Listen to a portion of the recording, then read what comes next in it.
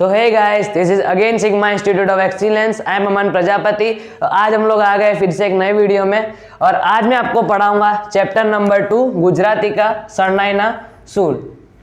और एक इसके द्वारा लिखी गई है, चुनीलाल मडिया इसके लेखक है, जिसका जन्म 12/8/1922 और अवसान 9/12/1968 में होता। और हाँ, एक बात, इसका साहित्य प्रकार है टूंकी वार्ता। टूंकी वार्ता मतलब वो डिटेल में स्टोरी को एक्सप्लेन किया गया है। टूंकी वार्ता बहुत बड़ा चैप्टर है, तो इसका साहित्य प्रकार क्या है? टूंकी वार्ता। बहुत डिटेल में एक्सप्लेनेशन दिया है सब चीजों का। फिर चुनीलाल कालिदास मडिया, अब हम देखेंगे लेखक परिचय। तो चुनीलाल कालिदास मडिया નો જન્મ રાજકોટ જિલ્લાના થોરાજીમાં થયો હતો। રાજકોટ જિલ્લાના કયા ગામમાં થયો હતો? થોરાજી। તેઓ વાર્તાકાર, નવલકથાકાર અને નાટ્યકાર તરીકે प्रसिद्ध છે। गुगवतापुर, शरणाईना सूर, ये सब उनके क्या, सब उन्होंने वार्ता संग्रह, नवल कथा और सब जो जो उन्होंने बुक्स लिखी है उनके सबके नाम है इधर। गुगवतापुर, शरणाईना सूर, जो अभी हम पढ़ रहे हैं, पद्मजा, चंपो अने केड़, तेज अने तिमिर, તેમના વાર્તા સંગ્રહ છે। વ્યાધનો વારસ, વેડા વેડાની છાયડી, લીલુડી ધરતી ભાગ 1 અને 2, ઇન્દ્રધનુષનો 8મો રંગ એમની મહત્વની નવલકથાઓ છે। રંગદા, વિષમોચન, રક્તતિલક એમના એકાંકી સંગ્રહ છે। સંપાદન અને અનુવાદન ક્ષેત્રે પણ તેમનો योगदान રહ્યું છે। તેમને रणजीतराम स्वर्ण चंद्रक प्राप्त થયો છે। तो ये सब उनकी बुक के नाम है। इतना एग्जाम में नहीं आता बुक्स वगैरह क्या लिखी है, तो भी एक बार रीड करना जरूरी है। और संपादन अनुवादन क्षेत्र में मतलब क्या होता है? संपादन मतलब कोई बुक किसी के द्वारा भी लिखी गई हो, फिर उसे पब्लिश करना हो ना, तो उसे संपादन का काम कहते हैं। और अनुवादन मतलब जो भाषांतर, मतलब एक भाषा से दूसरे भाषा में ट्रांसलेट करना। संपादन मतलब जो भी बुक किसी के भी द्वारा लिखी गई हो, फिर उसे पब्लिश करना हो, सबको पब्लिक में बताना हो कि मैं वो उसे कहते हैं संपादन का कार्य। तेमने रणजीतराम स्वर्ण चंद्रक प्राप्त थयो छो। उनको ये अवार्ड भी प्राप्त हुआ है, रणजीतराम स्वर्ण चंद्रक अवार्ड। अब इस वार्ता में क्या है, इस स्टोरी में एक्चुअली क्या है, इधर छोटा सा समरी टाइप दिया गया है, तो वो पढ़ लेते हैं। आ वार्ता में वर्णन लग्न प्रसंगનું છે, પરંતુ મૃત પુત્રીના સ્મરણ સાથે જોડાઈને એક એવું કરુણ બની જાય છે, એનું હૃદય સ્પર્શથી આલેખન થયું છે। तो इस स्टोरी, ये जो स्टोरी है किसके क्या है, इस स्टोरी में शादी हो रही है किसी की, लग्न प्रसंगનું आ वार्ता इसमें वर्णन किया गया। लग्न, किसी की शादी हो रही है, परंतु अब इसमें ट्विस्ट क्या है, परंतु मृत पुत्रीना स्मरण साथे जोड़ाईने एक करुण बनी जाए छे, एनु हृदय स्पर्शथी आलेखन थयुं छे। ऊपर से गया होगा, तो मैं ना सबसे पहले थोड़ा समरी बता देता हूँ कि इसमें क्या होता है। अभी जिसकी इस चैप्टर में शादी हो रही होती है, उस लड़की का नाम होता है गौरी। और इसमें जो रमजू मीर जो मेन कैरेक्टर है उसमें क्या होता है, ये जो रमजू मीर वो गौरी की शादी में शहनाई बजाने जा रहा होता है। तो फिर वहाँ पे वो शहनाई बजाते बजाते अपनी पुत्री सकीना को याद करता है। उसकी पुत्री का नाम सकीना है, उसकी पुत्री को याद कर रहा होता है। क्यों? क्योंकि उसकी जो पुत्री है वो मर गई होती है, क्योंकि उसकी भी एक टाइम शादी हो रही होती है। और फिर जैसे ही वो ससुराल गई, उसके 8 दिन के अंदर उसकी मौत हो गई। भेदी मृत्यु मतलब अचानक से मौत हो गई। तो उसके ऊपर ये पूरा चैप्टर है, बहुत इमोशनल स्टोरी है, बाप बेटी की स्टोरी है। अब आगे बढ़ते।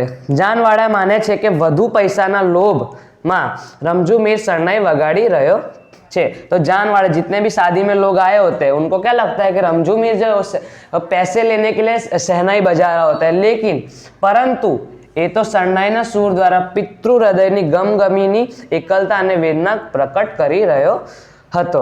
पितृ हृदय मतलब जो क्यों? क्योंकि उसकी जो बेटी मर गई थी। अब पितृ हृदय की गमगमीनी एकलता और वेदना प्रकट कर रहा है, तो पितृभाव प्रकट कर रहा है, अपने पिता के भाव उधर प्रकट कर रहा है शहनाई बजाते हुए।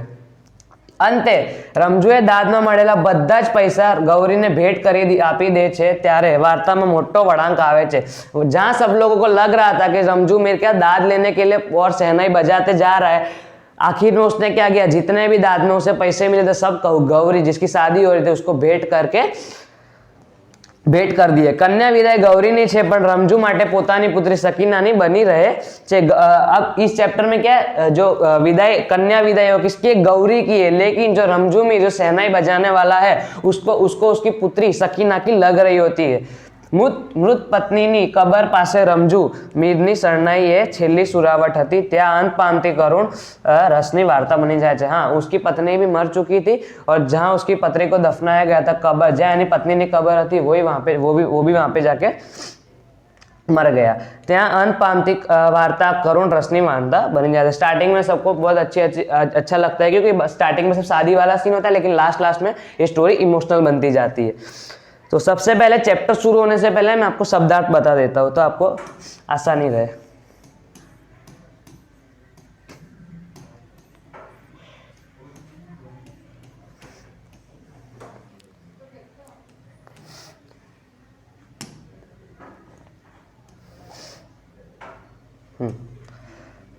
सॉरी, थोड़ा ऊपर, शब्दार्थ।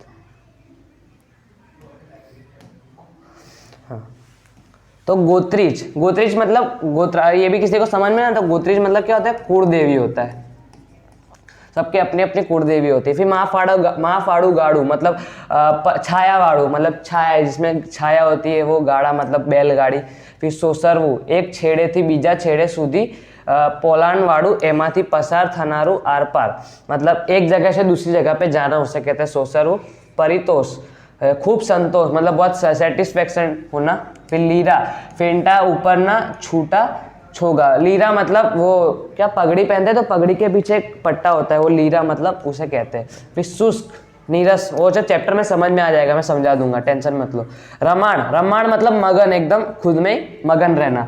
शलय, अजपानु कारण, सब चैप्टर में समझ आ जाएगा, टेंशन मतलब। पूर्णेनु, पूर्ण चंद्र मतलब। स्निग्ध, लिस्सु एकदम कोमल। कौमुदी मतलब चांदनी। गुलतान, तल्लीन। सोडम, सुगंध। अडाणा, शास्त्रीय रागनु नाम। उछरंग, आनंदनो उछाड़ो। अब सीधा चैप्टर पे आते हैं।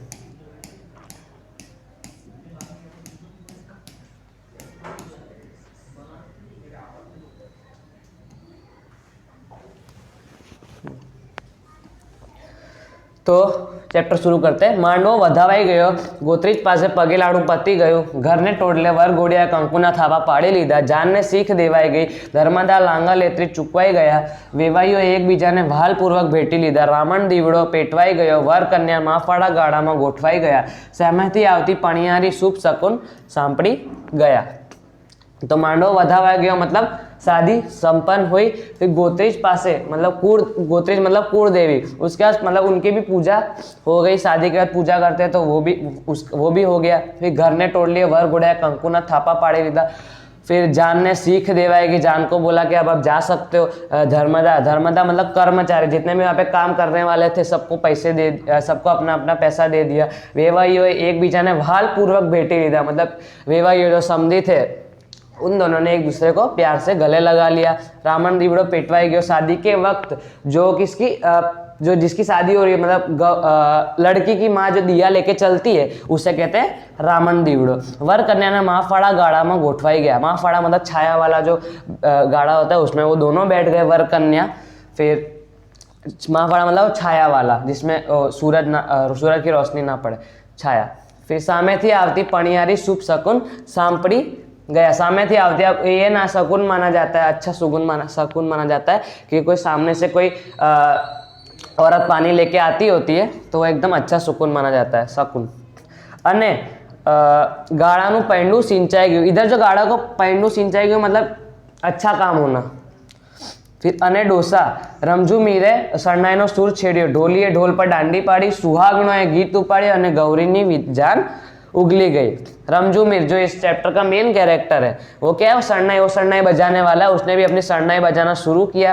ढोली है, ढोल पर डांडी पाड़ी, ढोली ने भी ढोल बजाना शुरू किया। भी सुहागणों गीत उपाड़्या, सबने लग्न गीत चालू किए और जान उगलने लगी, मतलब फिर जान जाने लगी वहाँ से। फिर गाम गामडानी એ સાવ સાંકડી શેરીમાં કોઈના ઘરની પછીત કોઈના કરા સાથે ધક્કો અફડાવતો ગાડું માંડ માંડ કરીને શેરી સોસરવું નીકળ્યું, ત્યાં તે મીરની શરણાઈ સાંભળીને આજુબાજુના બૈરાઓ વર રાજાને જોવા એકઠા થઈ गया। मतलब गाम गामडानी मतलब गांव में कैसी पतली पतली गलियां होती है तो वहां से गाड़ू मतलब जो बैलगाड़ी जिसमें वर कन्या बैठे थे उसमें कैसे टकराया, कोई किसी के घर के पीछे वाली दीवार पे टकराया गया, साइड में टकरा, ऐसे तैसे इधर उधर टकरा के वो जैसे तैसे करके निकल गया।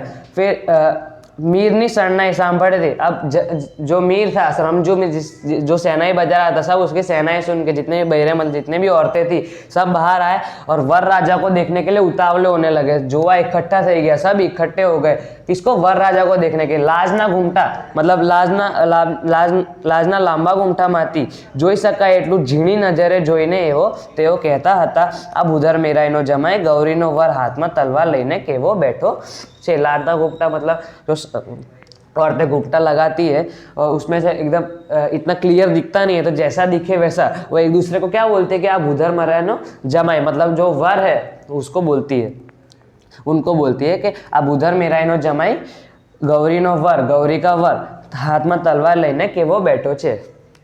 ठीक है,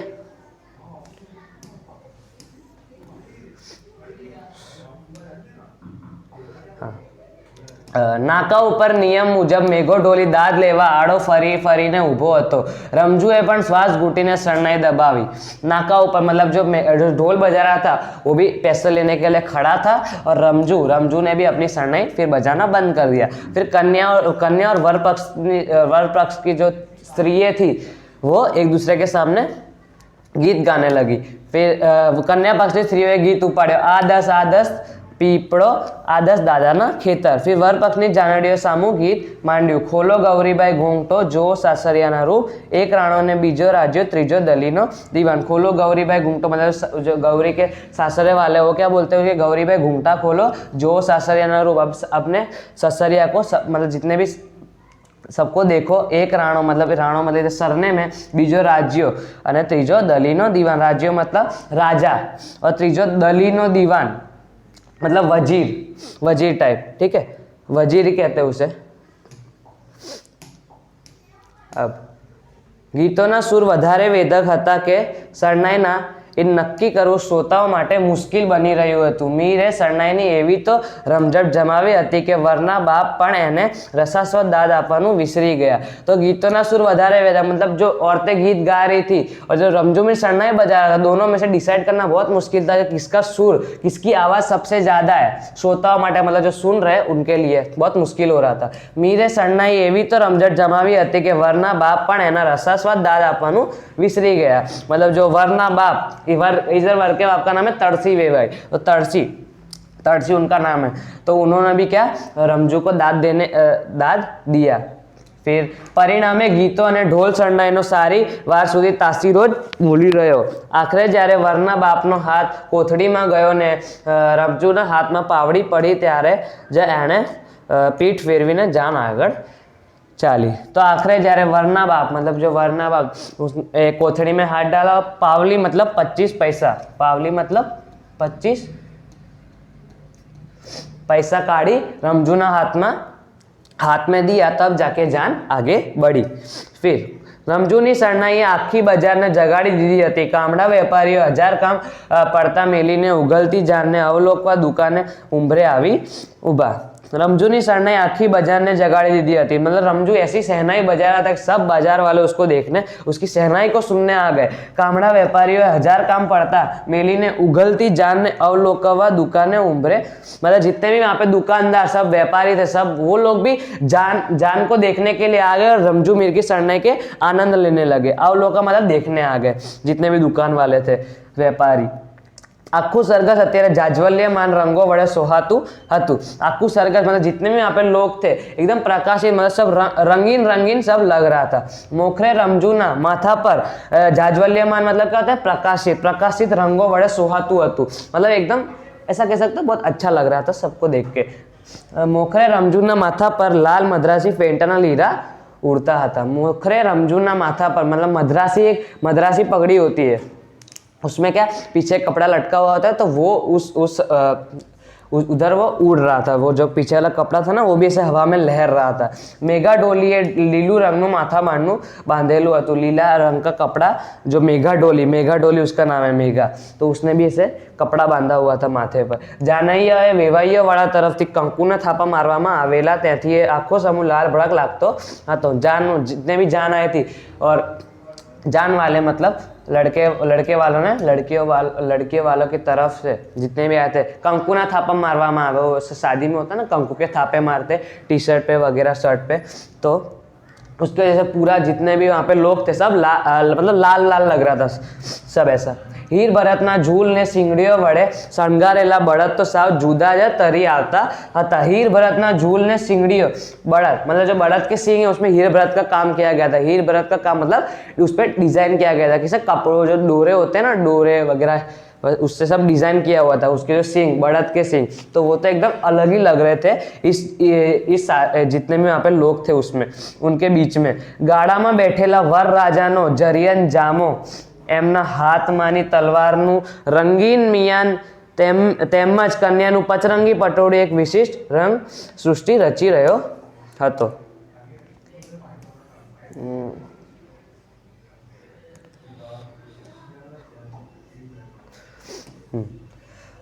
हीर भरतना झूल, ये तो हो गया। गाड़ा में बैठेला वरराजानो जरियन जामो एमना हाथमानी तलवारो रंगीन मियान તેમજ कन्यानु पचरंगी पटोळे एक विशिष्ट रंग सृष्टि रची रह्यो हतो। गाड़ा में बैठेला मतलब जो बैलगाड़ी में बैठे वर और कन्या, उन दोनों की बात हो रही है। तो वर राजा ने क्या अपना जरियन जामो मतलब ऐसे डिजाइन वाले कपड़े, फिर एमना हाथमानी तलवारनु रंगीन मियान તેમજ कन्यानु पचरंगी पटोળી मतलब 5 रंग वाला वस्त्र एक विशिष्ट रंग सृष्टि रची रह्यो હતો, मतलब एकदम रंगीन रंगीन लग रहा था। एमनी पाछळ विदाय गीतो गाती सुहागणोना अवनवा पटकोड़ू तो रंग मेड़ो ज जोवा मळे छे। तो जितनी भी सुहागणे पीछे औरतें सब गीत गा रहे थे, उन्होंने भी क्या रंगीन कपड़े पहने, जिसकी वजह से पूरा जो समूह था कैसा लग रहा था, रंग मेड़ो, ऐसे पूरा रंगीन रंगीन लग रहा था सब।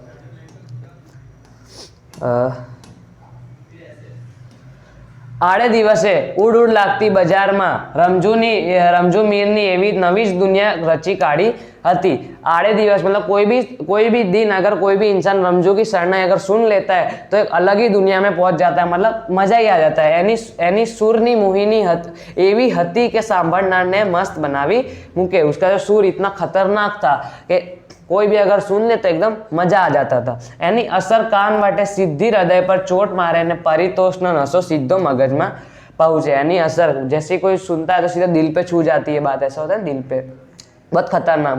परितोष इधर क्या है, मतलब परितोष का मतलब है संतोष, ऐसा होता है लास्ट में संतोष के हाँ क्या बजाया, मजा आ गया। परितोष न नशो सीधो मगज में पहुंचे। प्राकृतिक जनोए आ शरणाईनी सुरावली समझाय कि ना समझाय पण पंत्रम मुगत बनीने डोली उठता तो खरा। प्राकृतिक जन मतलब जो भी वहाँ पे जितने भी लोग थे उनको रमजू मीर की शरणाई समझ में आए कि ना, ऐसा होता है ना, किसी को समझ में नहीं आती, किसी को समझ में आती, तो ऐसा जिसको भी समझ आए या ना आए लेकिन उनको मजा तो आता ही था, मतलब इतना खतरनाक वो शरणाई बजाता था। मंत्र मुगत मतलब एकदम ऐसे प्रसन्न, एकदम मजा आ जाता था ऐसा। फिर भर बजारे चौगान में ઊભીને રમજુએ અડાણો ઉપાડ્યો। એ ઉન્માદ ભરી તરજનું બંધારણ ભાગ્યે જ કોઈ લોકો સમજતા છતાં એમાં રહેલા આનંદ, ઉછરંગ, તોફાન અને મસ્તી સૌ શ્રોતાઓ માણી રહ્યા હતા। भर बजारे चौगान में मतलब वो ऐसा चौक टाइप होता है ना, वहाँ पे रमजूए अडाणो उपाड़्यो मतलब वहाँ पे भर बाजार में रमजू ने अडाणो उपाड़्या मतलब एक खतरनाक विशिष्ट प्रकार का राग, मतलब ऐसा बोलते हैं ना कि एकदम से बदल गया सुर, ऐसे मतलब अडाणो उपाड़्यो एकदम से खतरनाक वो बजाने लगा। ए उन्माद भरी तरजनु बंधारण भाग्य ज कोई लोको, मतलब उन्माद भरी मतलब इसका मतलब होता है वेग मतलब एकदम फास्ट में वो बजा रहा था। भाग्य ज कोई लोको समझता छता एमा रहेला आनंद अने उछरंग, तोफान, मस्ती सौ श्रोताओ माणी रहा था। मतलब जो भी वो बजा रहा है, मतलब भाग्य कोई लक वाले लोग उसे समझ पाते थे, क्योंकि शरणाई जो रमजू में था इतनी फास्ट बजा रहा था वो शरणाई, किसी को वो समझ में आ पाती थी। और आनंद, उछरंग, तूफान, मस्ती सब श्रोता, मतलब वही लिखा है कि अगर जिसको भी समझ में ना आए वो भी एकदम आनंद में ही रहता है, मतलब उनको तो मजा तो आता ही है। एमनी आंख सामे तो वाते वात छणका करती, आंख माथी अगण तणखा वेरती, खोटे खोटे रूसना लेती, वड़ी पाछी पतिना પ્રેમોચર રીઝી જતી, અજબ નટખટ ને નખરાળી નવોડા રમી રહી હતી। मतलब એમની आंख सामने तो वाते वात छनका करती, मतलब उनके आंखों के सामने वाते वात छनका करती, मतलब हर बात पे कोई गुस्सा करती। फिर आंख माती अगण तणका मतलब गुस्सा, वही। फिर खोटे खोटा रूसना लेती, मतलब ऐसे ही रो जाती, खोटा खोटा रूसना लेती। वड़ी पाछी पति ने प्रेमोचर रिझी लेती, फिर क्या पति जो पत्नी, इधर पति पत्नी की बात हो रही है, तो पत्नी फिर क्या अपने पति के प्रेम की वजह से वापस मान भी जाती, क्योंकि पति की प्रेम की वजह से वापस मान जाती। थोड़ा फिर से समझा लेता हूँ। एमनी आंख सामे तो वाते वात छणका करती, आंख माती अगण तणखा वेरती, मतलब एमनी आंख सामे तो कुछ भी बोलती, कुछ भी। और फिर क्या, फिर गुस्सा भी करती, फिर खोटे खोटे रोसना, फिर रो भी जाती, फालतू में ऐसे ही रो जाती। वड़ी पची पति प्रेमोचर, मतलब पति का जो प्यार है उसे देखकर फिर उससे मान भी जाती थी पति से, मतलब पति पत्नी की बात हो रही है। अजब नटखट ने नखराड़ी नवोड़ा रमी रही थी। नवोड़ा मतलब जो अभी जो जिसकी शादी हुई होती है नई नई, उसे नवोड़ा कहा गया। इधर रमी रही होती, उनकी आंख में ऐसे खेल रही है। અભણ રમજુ ડોસા પાસે શબ્દો ન હતા, કેવળ सूर હતા, અને એ सूर વડે જ આવી सृष्टि खड़ी કરી રહ્યો હતો। मतलब जितने भी यहाँ पे लोग सुन रहे थे सबको ऐसा लग रहा था, ये जो ऊपर है ना अपनी आंख सामने, तो मतलब सबको ऐसा लग रहा था, मतलब उनके मन में कल्पना प्रकट कर रहा था, कैसा सोचने पे मजबूर कर रहा था सबको। अभण रमजू डोसा પાસે શબ્દો ન હતા, શબ્દ नहीं थे, लेकिन केवल सूर હતા, वो सूर વડે જ આવી સૃષ્ટિ ખડી કરી રહ્યો હતો। નમતે બપોરે ઊભી બજારે સાવ શુષ્ક વાતાવરણ પર સાસરીએ સોણતી પતિ મિલનોત્સવ પરિણીતિ કલ્પના ચિત્ર શ્રોતાઓની આંખ સામે તરી રહ્યું હતી। નમતી બપોરે मतलब शाम का टाइम, बजारे साव शुष्क एकदम नीरस वातावरण, एकदम नीरस वातावरण, मतलब ऐसे ही एकदम नॉर्मल वातावरण ऐसा। पण सासरिये सोणती पति मिलनोत्सव परिणीति मतलब शादी हो रही, पति मिलनोत्सव मतलब पति पत्नी का मिलन हो रहा है। फिर कल्पना चित्र, मतलब जितने भी यहाँ पे लोग सुन रहे हैं उनके मन में कल्पना प्रकट हो रही है। कैसे कल्पना प्रकट हो रही है? जो रमजू में शरणाई बजा रहा है उसकी वजह से। ए आ मेला गेला माणसे साध्य करेली सूर शक्ति ज बलिहारी हती। मेला गेला मतलब कोई भी उनकी सूर शक्ति को समझ लेता था। हर घड़ीए वधारे ने वधारे घूंटाता जता अडाणाना सूरमा श्रोताओ करता है वधारे तो रमजू मीर पोताना रममाण लागतो हतो। मतलब हर घड़ीए वधारे ने वधारे घूंटाता जता अडाणाना सूरमा श्रोताओ करता है वधारे तो रमजू मीर पोताना रममाण लागतो हतो। मतलब जो रमजू मीर शहनाई बजा रहा था, वो जो सुनने वाले ना उनसे भी ज्यादा रमजू मीर खुद अपनी शहनाई में मगन हो गया था, मतलब अपनी शरणाई में खो गया था। आंख मीचीने गलेफू फुलावीने ए शरणाईमां श्वास रेड़तो जतो हतो अने निर्जीव वाद्यने जीवंत बनावतो जतो हतो। आंख मीचीने गुलेफू मतलब ऐसे शहनाई बजाते ना, फूंक मार के ऐसे अपना श्वास भर रहा था हतो। अने ए निर्जीव मतलब जो निर्जीव शहनाई कैसी है, नॉन लिविंग थिंग, निर्जीव चीज है, उसको भी उसमें भी ऐसा जान झोंक रहा था, बनावतो जतो हतो। गाम आखू लांबा अनुभव ने परिणामे जाणतुं थयुं गयेलुं के रमजू एक वार एनी शरणाईमां फूंक मारे छे एने पछी स्थळे समयनुं भान नहीं रहे। मात्र परगामथी गगो परणाववा आवेला तळसी वेवाई आ वातनी जाण न हती। मतलब जितने भी गांव वाले थे, रमजू मीर के जो गांव वाले थे, उनको पता था कि एक बार अगर रमजू मीर शरणाई बजाना शुरू कर दे तो फिर वो रुकता ही नहीं है। लेकिन इस बात से अजान कौन था? ये बात किसको पता नहीं थी? तड़सी वेवाई, किसके? जो गौरी का वर, उसके बाप उसके पिता का नाम है तड़सी वेवाई, उनको ये बात बिल्कुल पता नहीं थी। તેથી તેઓ મીરને દાંત પૈસાના લાલચું ગણીને પાવલો ફેંકી રહ્યા હતા અને આગળ વધારવાની ઉતાવળ કરી રહ્યા હતા। તળસી વેવાઈએ સુરત થમતા પહેલા પોતાને ગામ સણોસરે પહોંચી જવાની ઉતાવળ હતી, તેથી શરણાઈવાળાને આદેશ આપી રહ્યા હતા। मतलब उनको क्या लग रहा था कि जो रमजू है वो पैसों की लालच के लिए शरणाई बजा रहा है, तो तड़सी वे उनको पावली देते जा रहे थे। क्योंकि उनको लेट हो रहा था अपने गांव सणोसरे जाने के लिए। उनके गांव का नाम क्या है? सणोसरे, क्योंकि वो जान को लेके आया था। अब जान को शाम होने से पहले उनको लेके जाना था सणोसरे वापिस अपने गांव। त्याथी रमजू वाड़ाए आदेश आपी, रमजू वाड़ा ने आदेश, तो तड़सी भाई क्या कह रहे हैं रमजू को कि हालो मीर हालो, झट बहता था, चलो चलो लेट हो रहा है अब हमें भी, फटाफट चलो, ऐसा।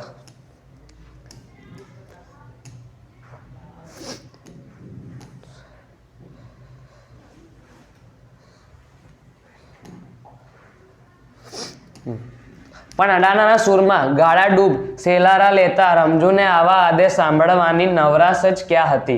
મીર એની શરણાઈમાં સમય બગાડતો જતો હતો ને તરસી વેવાઈને મનમાં ચટપટી થતી હતી, ચટપટી ચાલતી હતી.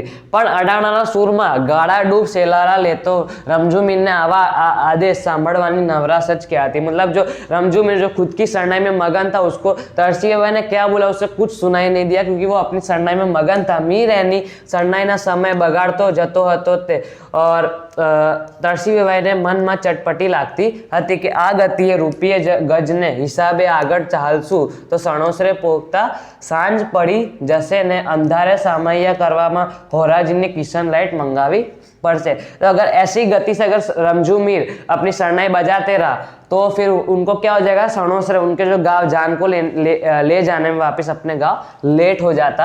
और अगर लेट हो जाता तो अगर रात हो जाती ना तो उनको क्या किशन लाइट मंगानी पड़ती. किशन लाइट मतलब जो ऐसे वो लैंप लेके चलते हैं ना वो उसमें बत्ती होती है. मोंगी डाट बत्ती बिल भरवाने बदले वेवाईओए मोफलीस मीरने जब पावલું વધારે દાદ આપવાની આગળ વધવા પ્રેર્યો.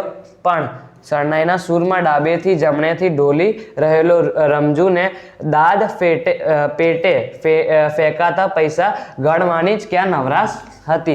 मतलब अब जो तरसी वेवाई थे उनको क्या लग रहा था कि अब मैं इसको और पैसे देके इसको यहाँ से हटाता हूँ नहीं तो मेरे को लेट हो जाएगा जान को वापस ले जाने में. लेकिन जो रमजू मीर था अपनी सरनाई में एकदम मगन था, उसको पैसे गिनने की क्या वो अपनी सरनाई में मगन था, उसको पता भी नहीं कि उसको पैसे दे रहे हैं कि लोग नहीं दे रहे. मेघा ढोलीए ધૂળમાંથી સિક્કા વીણીને લીધા અને રમજૂને કહ્યું કે હાલો મીર હવે હાવ કરો હાવ. પણ આવી સૂચના એ કાને ધરે એમ ક્યાં હતો. अब जो उसका जो ढोली था मेघा ढोली उसने भी क्या बोला कि चल उसने भी जितने भी मिट्टी में सिक्के पड़े थे उठा के रमजू मीर को बोला चल भाई अब चल, इनको भी लेट हो रहा है फटाफट चल ऐसा. लेकिन रमजू मीर तो अपनी सरनाई में मगन था, उसको ये सब सुनने का भान ही नहीं था. आखरे बुधर मीराए पोते ज આગળ આવ્યા ને રમજૂને રીતસરનો હડસેલો મીરને જ સંભળાવ્યો કે હવે હાલને ઝટ હાલની આમ ડગલે ने पगले दाद लेवा उभो रहीश तो केदी पादरे पोगाड़ीश.